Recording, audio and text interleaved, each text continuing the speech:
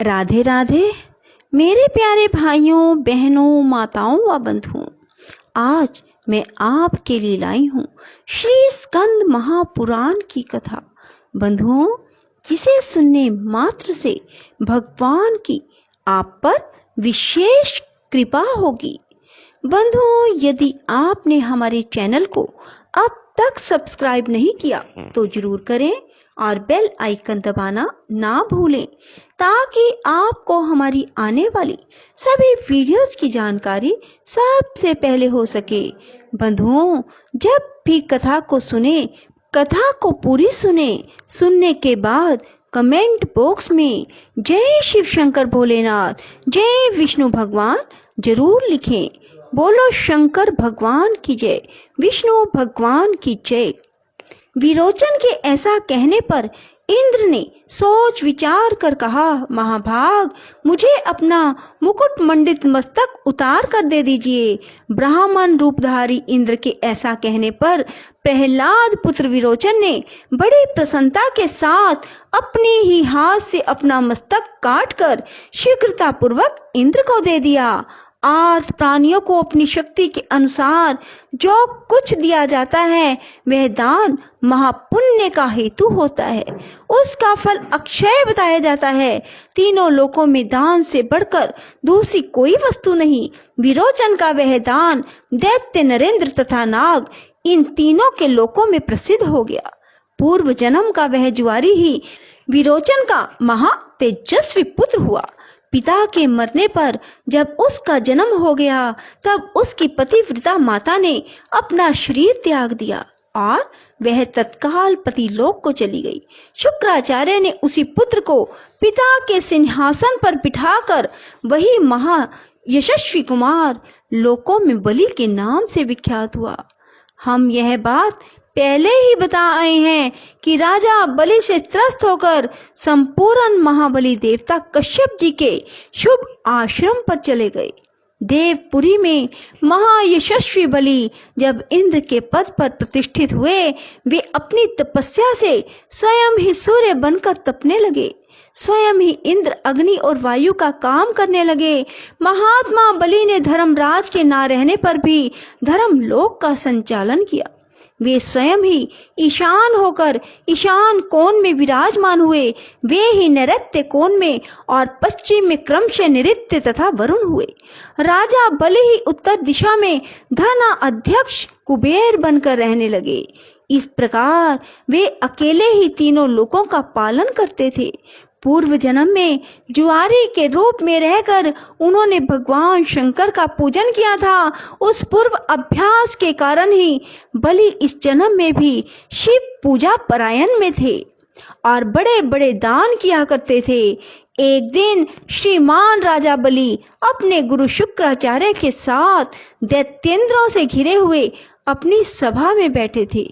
उस समय उन्होंने दैत्यों को संबोधित करके कहा, संपूर्ण असुर पाताल छोड़कर यहीं मेरे निवास पर रहें।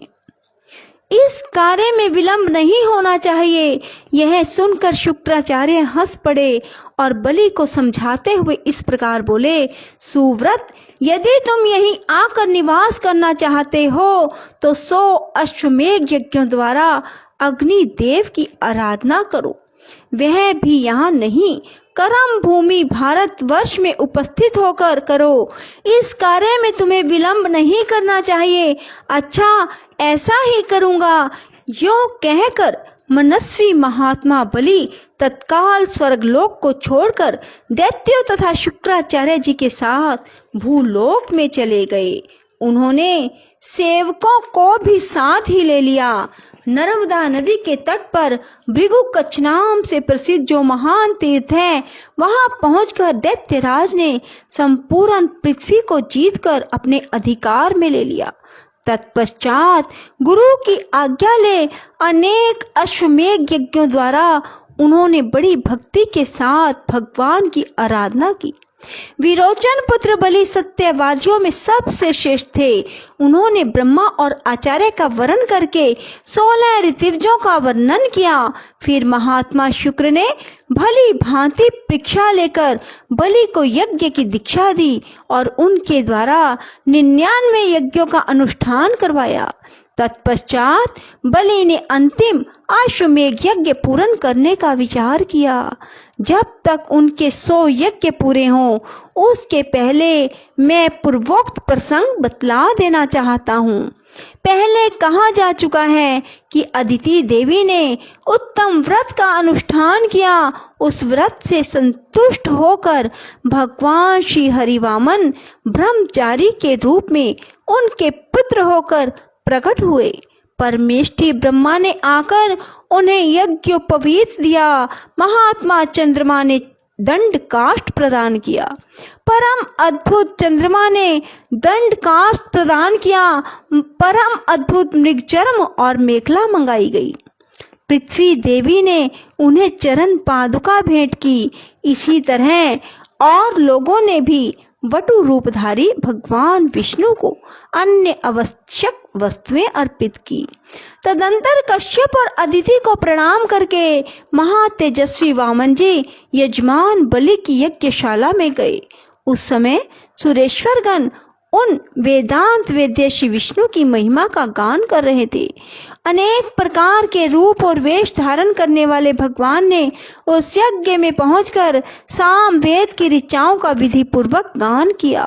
साम गान के अनंतर वे इस प्रकार बोले, राजन, दैत्यराज हिरण्यकशिपु के पुत्र प्रहलाद जी हुए, जो बड़े तेजस्वी, जितेंद्रिय और विष्णु भगत हैं, जिन्होंने दैत्यराज की सभा में अतिशय तेजस्वी भगवान नरसिंह को प्रकट किया था। महाभाग, उन्हीं प्रहलाद जी के पुत्र तुम्हारे पिता थे, जो संसार में विरोचन के नाम से विख्यात हुए थे। उन महात्मा ने स्वयं ही अपने मस्तक दान करके इंद्र को संतुष्ट किया। राजन, तुम उन्हीं महात्मा विरोचन के पुत्र हो। तुमने बड़े उत्तम यश का विस्तार किया है। तुम्हारे यश रूपी महान दीपक की ज्योति में संपूर्ण देवता पतंगों के समान दग्ध हो गए हैं। तुमने इंद्र को भी जीत लिया है, इसमें संशय नहीं है। सुव्रत, मैं तुम्हारे सब चरित्र सुन चुका हूँ। तुम बड़े मनस्वी हो। तीनों लोकों में अधिक से अधिक दान करने वाले दाता के रूप में तुम्हारी ख्याति है। तथापि मेरे लिए तुम्हें 3 पग पृथ्वी देनी चाहिए। तब विरोचन कुमार बलि ने हंसकर कहा, महाभाग, मैं पर्वत, बड़े बड़े जंगल, संपूर्ण द्वीपों सहित समूची पृथ्वी तुम्हें दूंगा। तुम मेरी दी हुई इस भूमि को ग्रहण करो।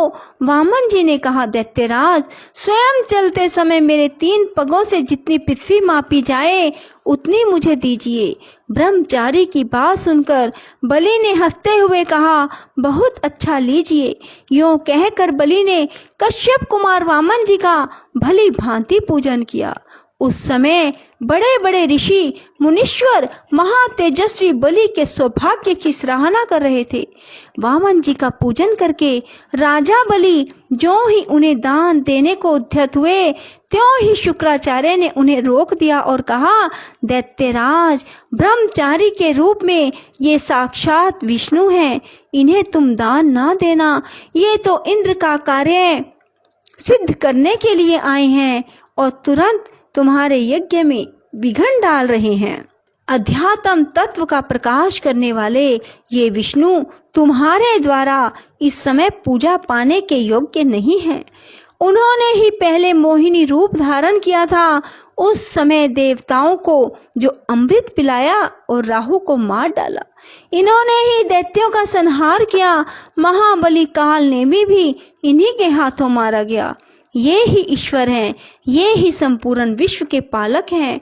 महामते, अब तुम अपने मन से हित और अहित सब का विचार करके कोई काम करो। गुरु शुक्राचार्य के इस प्रकार समझाने पर राजा बलि ने हंसकर मेघ गर्जना के समान गंभीर वाणी में कहा, गुरुदेव, जिन वाक्यों द्वारा आपने मुझे विचलित किया है वे सब मेरे हित की दृष्टि से कह गए हैं। वे सब मेरे हित की दृष्टि से ही कहे गए हैं, तथापि विचार दृष्टि से देखने पर आपके हितकारक वचन भी मेरे लिए अहितकारक होंगे। ब्रह्मचारी का रूप धारण करके आए हुए इन भगवान विष्णु को मैं इनकी मांगी हुई वस्तु अवश्य दूंगा। ये विष्णु संपूर्ण कर्मों और उनके फलों के स्वामी हैं, इसलिए दान के सबसे उत्तम पात्र हैं। जिनके हृदय में ये सदा विराजमान रहते हैं, वे मनुष्य भी सर्वोत्तम पात्र माने गए हैं। यह बात ध्रुव सत्य है। जिनके नाम से यहाँ सब कुछ पवित्र कहा जाता है, जिनके चिंतन से ये वेद, यज्ञ, मंत्र, तंत्र आदि सभी पूर्णता को प्राप्त होते हैं, वे ही समस्त विश्व के स्वामी सर्वात्मा श्री हरि आज कृपा करके मेरा उद्धार करने के लिए यहाँ पधारे हैं। इस बात को आप यथार्थ माने, इसमें संशय नहीं है। बोलो शिव शंकर भोलेनाथ की जय। राधे राधे, जय श्री कृष्णा। बंधुओं, यदि आपको हमारी वीडियो पसंद आए तो इसे लाइक करें और शेयर भी जरूर करें। धन्यवाद।